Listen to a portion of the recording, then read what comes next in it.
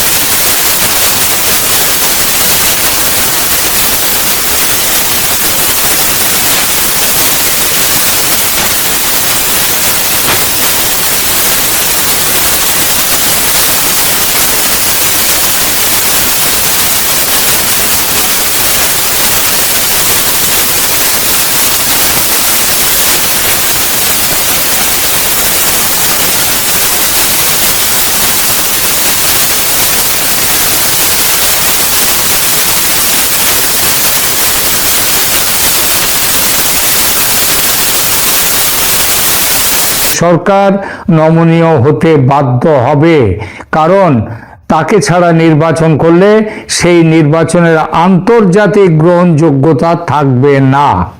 দ্বিতীয়ত, শেখ হাসিনা দিল্লি থেকে বার্তা দিয়েছেন যে আওয়ামী লীগকে ছাড়া নির্বাচন হলে তার দলের লক্ষ লক্ষ সমর্থক ভোট বয়কট করবে। এমনটা হলে এই নির্বাচনে ভোটারদের অংশগ্রহণের হার ভীষণভাবে কম হবে। সেই হার গত বছর জানুয়ারিতে শেখ হাসিনার আমলের ভোটদানের হার থেকেও কম হওয়ার সম্ভাবনা। আর সেটা হলে হাসিনার বিরুদ্ধে আমেরিকা সহ পশ্চিমী দুনিয়ার যে অভিযোগ ছিল, সেই একই অভিযোগ বরং আরো বড় হয়ে উঠবে এই নির্বাচনের বিরুদ্ধে। সবচেয়ে বড় কথা, বিএনপি নিজে নির্বাচন বয়কট করেছিল এর আগে। আওয়ামী লীগ কিন্তু বয়কট করতে চায় না নির্বাচন, তারা নির্বাচনে অংশ নিতে চায়। এই অবস্থায় তাদের বাদ দিয়ে নির্বাচন করলে সেই নির্বাচন শুধু ভারত নয়, পশ্চিমের কোনো গণতন্ত্রই মানবে না। তৃতীয়ত, দক্ষিণ এশিয়ার ভূ রাজনীতিতে ভারতকে সঙ্গে রাখা যে ভীষণভাবে জরুরি, এই সত্যিটা এতদিনে ভালোভাবে বুঝতে পেরেছেন মার্কিন প্রেসিডেন্ট ডোনাল্ড ট্রাম্প। ট্রাম্প বুঝেছেন ভারতকে সঙ্গে না রাখলে ভারত তার নিরপেক্ষ অবস্থান পাল্টে রাশিয়ার আরো ঘনিষ্ঠ হবে এবং আমেরিকা থেকে দূরে সরে যাবে। চীন এবং ভারত দুটো দেশকে শত্রু করে তুললে আমেরিকার সমূহ ক্ষতি। বাধ্য হয়েই তাই ভারতের বাংলাদেশ নীতিতে সায় দিতে হবে আমেরিকাকে। আর এই প্রক্রিয়া যে ইতিমধ্যে শুরু হয়ে গেছে তার নানা সংকেত দেখা যাচ্ছে, যার মধ্যে প্রধানতম হলো বাংলাদেশের জাতীয় নিরাপত্তা উপদেষ্টা খলিলুর রহমানের প্রথমে দিল্লি, তারপর দোহায় ভারতের নিরাপত্তা উপদেষ্টা অজিত ডোভালের সঙ্গে বৈঠক। সেই সব বৈঠকে মার্কিন প্রতিনিধিরাও হাজির ছিলেন এবং ভারতের মতে তারা মত মিলিয়েছেন। শেখ হাসিনা স্পষ্ট বুঝেছেন এটা, তাই দলীয় সমর্থকদের উদ্দেশ্যে বার্তা দিয়েছেন প্রচার অভিযান শুরু করার। এরপরেও আছে, এরপরে চতুর্থ যে কারণটা অতি সাম্প্রতিক, হাসিনার পক্ষে সেটা খুব ভালো কাজ দিয়েছে, সেটা হলো ওসমান হাদির হত্যাকাণ্ড, তার পরবর্তী সহিংস ঘটনা প্রবাহ। যেভাবে কোনো রকম তদন্ত ছাড়াই আওয়ামী লীগ ও ভারতকে অভিযুক্ত করে বিবৃতি দিয়েছে বাংলাদেশের রাজনৈতিক নেতারা, বাংলাদেশ সরকারের একাধিক উপদেষ্টা, তাতে ভারত প্রচণ্ড সংক্ষুব্ধ। এই ঘটনাটি হাসিনার জন্য পরোক্ষভাবে একটি সুযোগ তৈরি করেছে। ওসমান হাদির মৃত্যুর পর অভিযোগ ওঠে যে তার হত্যাকারী ভারতে পালিয়ে গেছে, এর জয় তাকে ফেরত দিতে হবে। এর জেরে বাংলাদেশে তীব্র ভারত বিরোধী বিক্ষোভ শুরু হয় এবং ভারতীয় হাই কমিশন ঘেরাও বা বন্ধের দাবি ওঠে। এই পরিস্থিতিতে ভারতও কঠোর অবস্থান নিয়েছে। ভারতীয় ভিসা সেন্টারগুলো সাময়িকভাবে বন্ধ করা হয়েছে এবং ঢাকায় ভারতীয় দূতকে বাংলাদেশ তলব করেছিল, তার পাল্টে হিসেবে ভারতও কড়া ভাষায় কূটনৈতিক প্রতিবাদ জানিয়েছে। এসব ঘটনায় হাসিনার কি লাভ? বাংলাদেশে দেখুন, বাংলাদেশে যখনই ভারত বিরোধিতা সহিংস রূপ নেয় বা অস্থিতিশীলতা তৈরি হয়, তখন ভারত নিরাপত্তা নিয়ে তার নিরাপত্তা নিয়ে উদ্বিগ্ন হয়ে পড়ে। ভারত তখন মনে করে যে বাংলাদেশে হাসিনাই একমাত্র স্থিতিশীলতার গ্যারান্টি। ওসমান হাদির মৃত্যুকে কেন্দ্র করে সৃষ্ট অরাজকতা ভারতকে এই সিদ্ধান্তে আরো অটল করছে যে বর্তমান অন্তর্বর্তী সরকার পরিস্থিতি নিয়ন্ত্রণে ব্যর্থ এবং হাসিনার মতো শক্ত হাতের শাসকই তাদের বাংলাদেশের জন্য যেমন প্রয়োজন, তেমনি ভারতেরও অভ্যন্তরীণ নিরাপত্তার জন্য প্রয়োজন। হাসিনার আত্মবিশ্বাস এখান থেকেই আসছে যে পরিস্থিতি যত খারাপ হবে ভারতের সমর্থন তার প্রতি তত জোরালো হবে। হাসিনা যে কর্মীদের উন্নয়নের কথা বলে ঘরে ঘরে যাওয়া নির্দেশ দিয়েছেন, তা মূলত দলের মনোবল চাঙ্গা রাখার এবং অস্তিত্ব টিকিয়ে রাখার কৌশল তো বটেই, তার সঙ্গে বিরাটভাবে ফিরে আসা নির্বাচনী ময়দানে, সেটাও উদ্দেশ্য। যদিও প্রকাশ্যে বড় সমাবেশ করা কঠিন, তবুও গোপনে বা ঘরোয়াভাবে জনসংযোগের মাধ্যমে তিনি ভোটারদের মনে করিয়ে দিতে চাইছেন তার সময়ের স্থিতিশীলতার কথা। আওয়ামী লীগ নিষিদ্ধ হওয়ার বা কোণঠাসা হওয়ার ভয়ের মধ্যেও নভেম্বরে দেশ জুড়ে শাটডাউন বা বিক্ষোভের ডাক দিয়ে সফল করেছে, সেগুলো নিজেদের উপস্থিতি জানান দিয়েছে। এই সক্রিয়তা আন্তর্জাতিক মহলকে দেখানোর জন্য যে আওয়ামী লীগ এখনো একটি শক্তিশালী পক্ষ এবং তাদের ছাড়া রাজনীতি অচল। শেখ হাসিনার এই রীতিমতো আশাবাদী হওয়ার পেছনে এগুলো প্রধান কারণ। আরও একটা বড় কারণ রয়েছে, বললাম, জিও পলিটিক্যাল ইকুয়েশন বা ভূ রাজনৈতিক সমীকরণ, এবং সেই সমীকরণ অনুযায়ী আওয়ামী লীগকে সেখানটাতে আওয়ামী লীগ এবং এই ভূ রাজনৈতিক সমীকরণের জন্য ভারতকে অস্বীকার করা যাবে না। ভারতের অবস্থানকেও, ভারতের চাওয়াটাকেও গুরুত্ব দিতে হবে। সুতরাং কি দেখা গেল শেখ হাসিনার আত্মবিশ্বাস কোনো অলীক স্বপ্ন নয়, বরং এটি ভারতের কূটনৈতিক লেভারেজ এবং বাংলাদেশের অভ্যন্তরীণ স্থিতিশীলতাকে কাজে লাগানোর ঠান্ডা মাথার রাজনৈতিক হিসাব। আন্তর্জাতিক ভূ রাজনীতির খেলায় বাংলাদেশে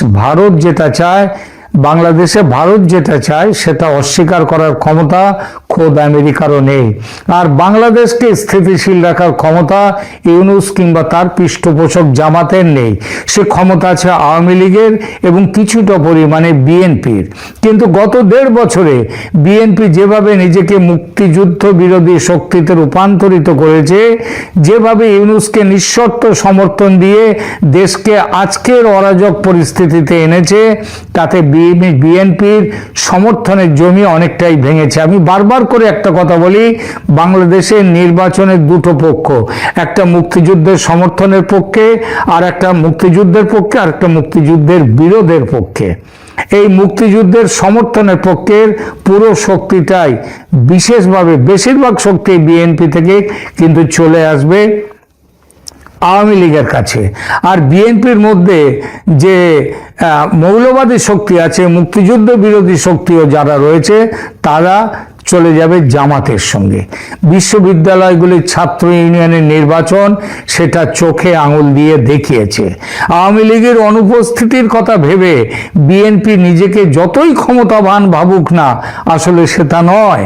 এই গোপন তথ্য দিয়েছে ভারতের গোয়েন্দা সংস্থাগুলো।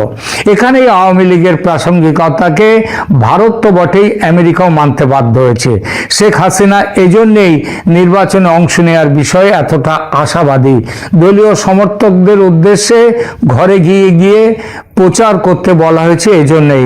আর ইউনূসের ক্ষমতা নেই এই নির্বাচনকে হয়তো ফেব্রুয়ারি থেকে সরিয়ে দিতে পারেন কিছুদিনের জন্য, কিন্তু বড় কোনো সময়ের ব্যবধানে, অর্থাৎ বহুদিনের জন্য, যেটা উনি বলেছেন এর আগে, অনেকেই বলছে নাকি ওনাকে 50 বছর দেশ শাসন করতে, 5-10 বছর নয়, 50 বছর কথাটা নিজেই বলেছেন, সেটা কিন্তু সম্ভব নয়। বিশ্ব জনমতের চাপে, ভারতের চাপে নির্বাচন করতে হবে, আজ না হোক কাল। ফেব্রুয়ারি বড় জোর, পিছিয়ে 2-1 মাস পিছাতে পারে, তার বেশি নয়। বাংলাদেশ এবং ভারতের যে নতুন কীর্তি কারখানা শুরু হয়েছে, আমি দুই দেশেরই যে বক্তব্য, ভারত একটা মিডিয়া রিলিজ, প্রেস রিলিজ টাইপের, বা ভারতের পররাষ্ট্র মন্ত্রণালয় একটা বিবৃতি দিয়েছেন, যেখানে রণধীর জয়সওয়াল, ভারতের পররাষ্ট্র মন্ত্রণালয়ের মুখপাত্র, তিনি কথা বলেছেন। আবার পাল্টাই বলা যায় বাংলাদেশের পররাষ্ট্র উপদেষ্টা, পাল্টা, তিনিও বলেছেন যে পাল্টা।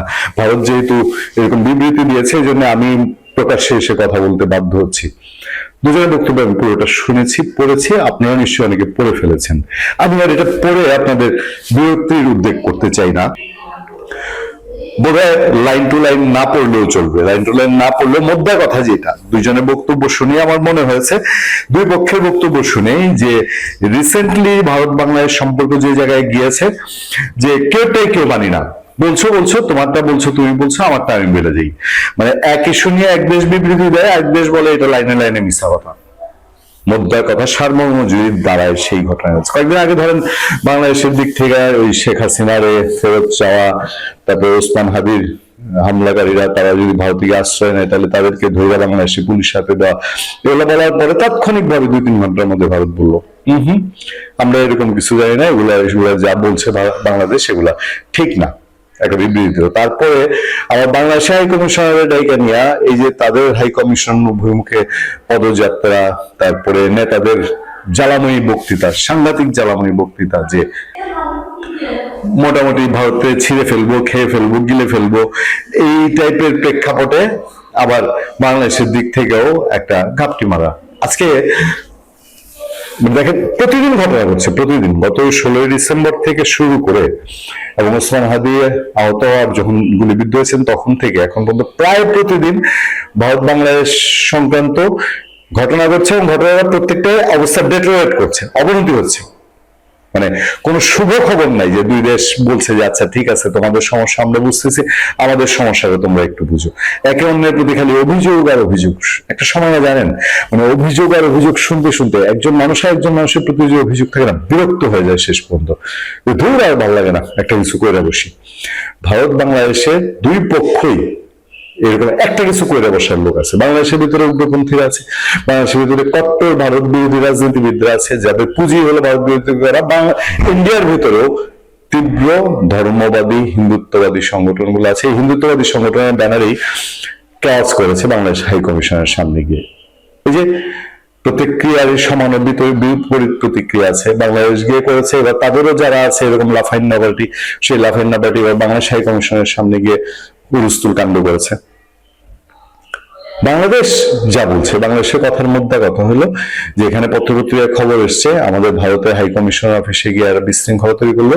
বাংলাদেশের পররাষ্ট্র উপদেষ্টা সবচেয়ে বড় পয়েন্টটা ধরছে, গেছে কি যায় নাই, কতজন গেছে না গেছে বুঝতে জানে, যেই কয়জন গেছে এত নিরাপত্তা বলয়ের মধ্যে তারা গেল কেমনে, এইটা যাওয়া সম্ভব না। বাংলাদেশের পররাষ্ট্র মন্ত্রণালয় বলছে যে ওইখানে বাংলাদেশ হাই কমিশনটা, বাংলাদেশ হাউসটা এমন একটা এলাকার মধ্যে, সেটা তো হচ্ছে একে তো কূটনৈতিক এলাকা, ডিপ্লোম্যাটিক জোনের একের কলিজার ভিতরে বাংলাদেশের দূতাবাস, তো ওই পর্যন্ত এই লোকগুলা গেল কেমনে, পর্যন্ত যাওয়ার কথা না। এখন এই কথা যদি এই কথা বিশ্বাস করলে ওই দেশের তাহলে কোন একটা পক্ষ চাইছে, ইন্ডিয়ার কোন একটা পক্ষ চাইছে যে এরকম একটা প্রেশার ক্রিয়েট হোক, সিচুয়েশন একটা খারাপ হোক,